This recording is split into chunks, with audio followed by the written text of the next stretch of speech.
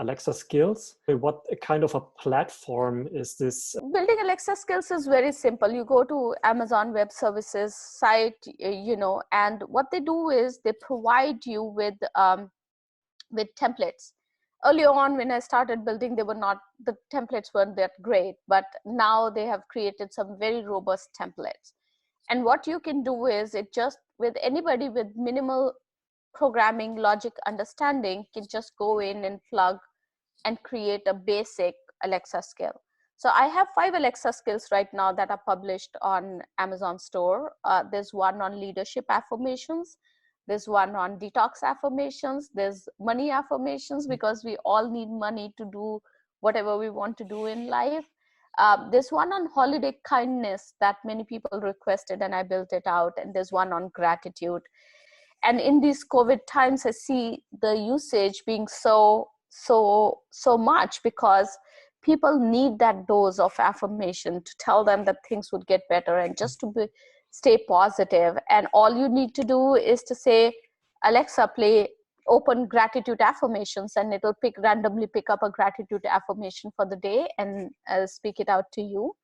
And people can take pictures of it and put it out there. So I actually had an instructor who would start his class with the success and leadership affirmation every day that I had built. And he said he found it very useful to just bring everybody on the same page and the same mindset to be able to start learning something new. Is this something which can be used by businesses? Yes, I actually started building a use case when I was at Oracle, where you could create an Alexa skill to actually bring up customer success stories, for example, or win stories for sales folks. And what they could do is, as they were getting on the road, they would say, what is the success story for cloud infrastructure, for example, as a service? And it'll pick up a success story of a particular customer and put it out for you and read it out to you, so that just before your sales call, as you were walking in, you had an example ready to share it with your customer, as opposed to going through 20,000 win stories that you might have somewhere in a slide deck, and you did not have time to go through that before you walk into a customer meeting. So yes, there are various opportunities. I use the leadership affirmations Alexa skill to talk about my book, Fast Track Your Leadership Career, and get people excited about that when I created it. So there are various business usages as well, specifically from a sales perspective, marketing perspective. You can definitely use Alexa skills for product updates that are happening to keep your customers engaged and updated on stuff. So I see a huge possibility with conversational AI and Alexa skills. Can you also use it for branding? Absolutely, you can. You could do that by knowledge nuggets that you put out. You can use it like we started with eWOW, the leadership affirmations, we started tagging back to eWOW, and our podcast has audienceship in 35 countries across the globe. I had to actually, when Estonia popped up, I had to go back and check where Estonia was. This could definitely be the next platform for the people, like maybe more than a social media platform. It's amazing. And it's just like any other platform. I see silly Alexa skills out there. There's still knock jokes Alexa skills, and they're working very well. Yeah. And there are highly technical skills as well, right? So there's definitely an opportunity. But remember, all these are solving some kind of real world problem. Even when they just make your life a little bit more fun. So that's also solving a problem in a way. Yeah.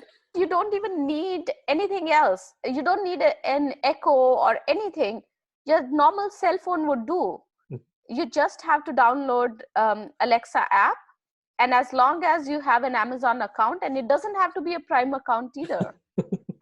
What question about conversational AI have you never been asked? And why do you think this topic, which you have never been asked, is important? One thing that I've never been asked is, how can I get started with creating Alexa skills? When I talk about this, people get very excited. They want to consume it. But there's still some inhibition in terms of, why can't I develop, or should I start developing, right? People are seeing it more as a consumer base as opposed to, building out themselves. Like when you think about YouTube, everybody wants to do a YouTube video. I see so many people just getting excited about, they don't know what they're going to talk about, they want to do a YouTube video.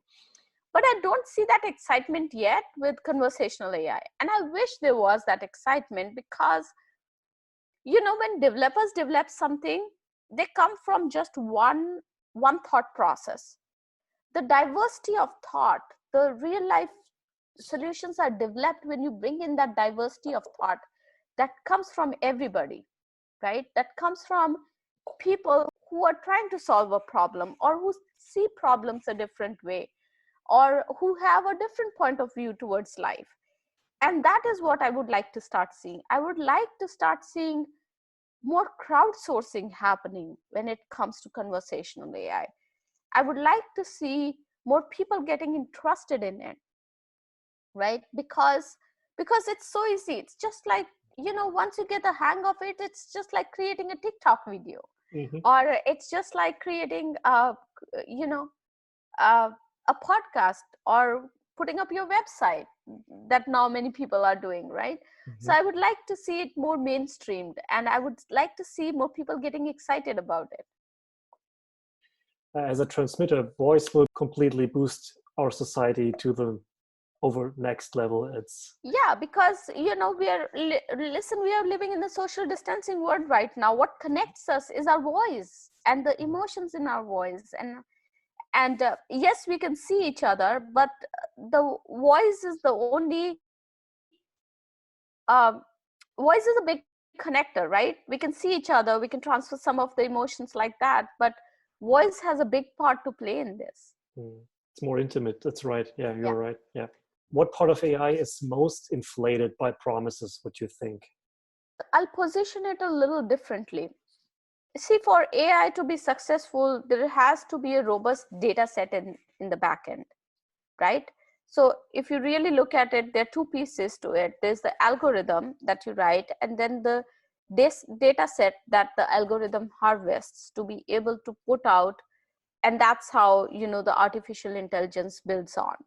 And I think that the reality of the situation is that we don't have enough data sets in the back end. And when you talk about data sets, when I say there might be data sets that exist, but I talk a lot about bias in AI. And people think that the bias in AI is because it's men who are writing the algorithms, or, you know, and it's a combination of both. It's about how our data sets are as well. So while the data sets might exist, are they truly the data sets that we can leverage? Or are they biased data sets? And we have noticed that the data sets are biased, right? And then the second piece is, you know, are the algorithm writers, do they come in with perceptions? At the eWOW summit, we had one of the PhDs talk about, speakers who is a PhD in data science talk about this. And there was this normal question that she posed. She says, what do you think when you think about bananas?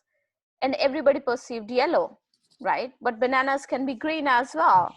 And, you know, so that perception that's inherent in us, you know, some bias that's inherent in us shows in the algorithms. And I think one thing that we haven't done a good job of, or that inflated piece, if you will, is all about how to remove that bias from the algorithms and from the data sets. Because AI is going to be useful only, and it's going to have that impact that we want it to have, when we ensure that there's no bias in there. Some examples of bias issues in AI. When Apple launched its health application early on, the first time when it launched, it forgot to address the reproductive life cycle of a woman in the health application. So can you believe that the solution that they put out there was valid for only 50% of the population, if we consider that we are, you know, equal in the world, 50% men, 50% women. In Google, for example, data shows that there are above 20% women who are CEOs. You know, when you search for CEO, however, in Google, if you go and search for women CEOs, there's only 11% of them that will show up. So what it does is, when, these might seem like small things, but when a child perceives this, when people look at it, there's that inherent perception that, okay, women are just 10% of the population, or women are just 10% of successful leaders, right? And that's not true. So these kind of biases are there. There's biases that exist in application tracking systems, for example, that have been created, and those are not just bias towards women. There's bias that exists on age, on race, in terms of, specifically in technology careers, where if you're above 50, for example, you're thought like, you're not technology forward because you're past a certain age, right? In Silicon Valley, this is a big conversation point, because people are like, what is happening and what's going on? And you want to remove these biases, and you want to make sure that everybody gets equal opportunity. I think the biggest thing that's, as you mentioned, what is inflated is the power of AI without understanding the bias that exists behind it. Can you expand on how you see the boost for robotic process automation due to the current pandemic situation? So when you look at COVID-19 and how the situation is evolving every day, right? The first and the foremost thing is, everybody is focusing on building models, because you need to have some models in place. When will the curve flatten? When will we be out of this situation? And to build those models, what you have to do is you have to bring data sets from everywhere and put it all together. Now, imagine if humans were doing this would take anywhere between, because the data coming in is so much, it'll take anywhere between 2 to 3 days and sometimes weeks. And with the situation that's evolving every minute, your data would be, models would be obsolete by the time they are out. Now, imagine if robotic process automation, if you use bots in the background who could do all this work and put it all together and fasten the pace, so you will have models that are more realistic and that can be used. One of the other key use cases that we have been seeing, where we are working with a lot of healthcare organizations, is to be able to help them find a cure for the pandemic, right? Is there a vaccine that's out there? There is part of it is about data, but part of it is also about regulations. So for example, how to process that data, how to be able to communicate with FDA for new drug administration, for example. Um, we are seeing a lot of insurance claims come in, and to be able to process those insurance claims quickly so that the money can be given to the people who need it during this time is important. That is where robotic process automation is coming into picture, because insurance companies and banking companies want to help their customers do that. Another piece to it is people are asking for loans, and know your customer use case is becoming more important, because you want to give out loans quickly, but you also want to ensure that people are who they say they are, right? And that's another piece where robotic process automation is becoming really, really important.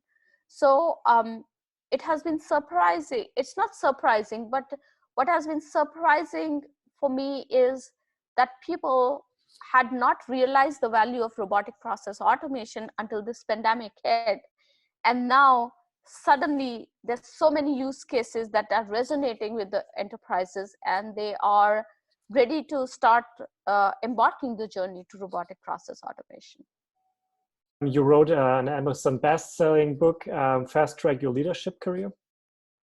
What was the original reason for you to write this book?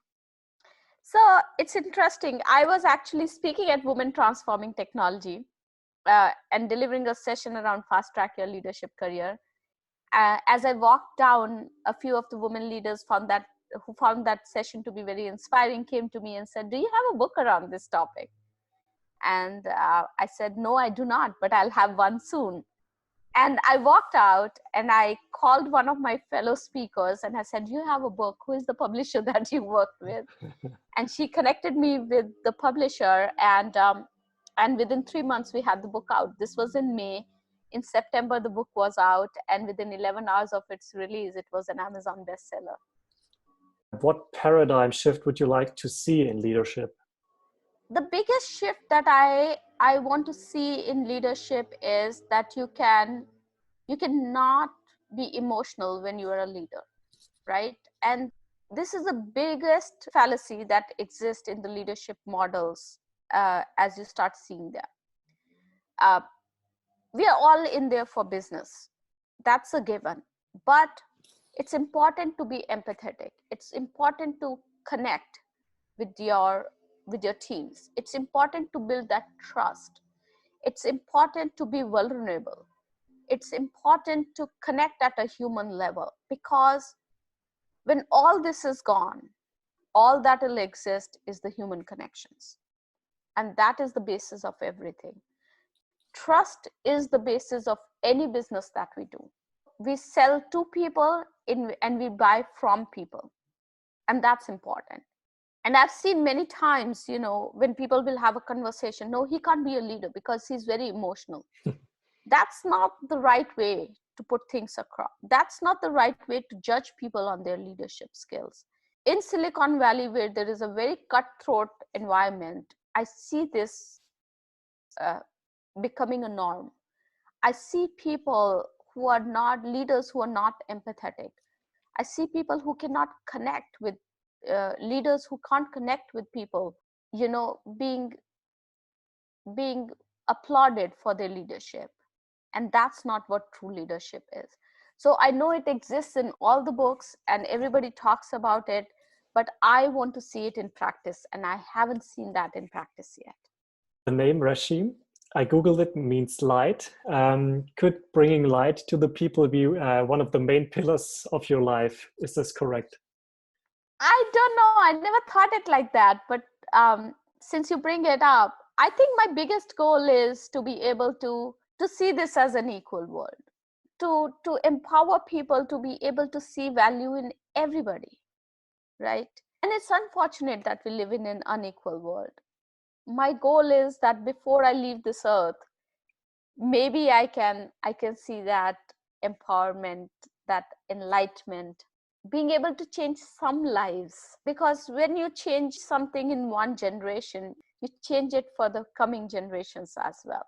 So if I can change a few lives in my lifetime and empower some women, I know I'll be empowering a few generations.